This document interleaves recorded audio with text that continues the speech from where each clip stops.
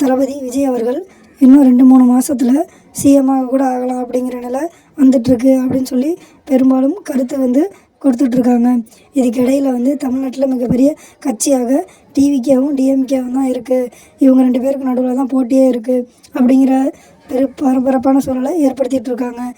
இந்த சூழ்நிலையில் டிஎம்கேவோட கிட்டத்தட்ட 20 கட்சிகளுக்கு மேற்பட்ட கட்சிகள் கூட்டமைப்பு ஏற்படுத்திகிட்டு இருக்கு. இதுக்கு இடையில் சங்கீதா அவர்கள் டிஎம்கேவோட சேர்ந்துருக்காங்க. இவங்களுக்கு போஸ்டிங்கும் கொடுத்துருக்காங்க அப்படின்னு ஒரு பக்கம் செய்தி பரவிட்டுருக்கு.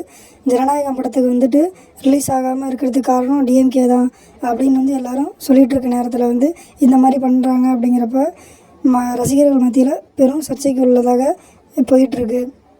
இந்த வருஷம் நடக்கக்கூடிய எலெக்ஷனில் மிகப்பெரிய மாற்றம் ஏற்பட போகுது அப்படின்ட்டு மக்கள் மத்தியில் ரொம்பவும் நம்பப்பட்டும் பேசப்பட்டும் இருக்குது.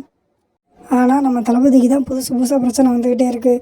இப்போ தான் த்ரிஷா பிரச்சனை போயிட்டு இருந்துச்சு, அவரோட டைவர்ஸ் பிரச்சனையும் போயிட்டுருக்கு. இதுக்கு இடையில் தளபதி விஜய் அவர்கள் என்ன சொல்கிறார் அப்படின்னா, இது என்னோடய பிரச்சனை, இதை நான் பார்த்துக்கிறேன், இதை பற்றி நீங்கள் கவலைப்படாதீங்க அப்படின்னு ரசிகர்கள்கிட்ட சொல்லி அவங்களுக்கு நம்பிக்கை ஏற்படுத்தி கொண்டுட்ருக்காரு.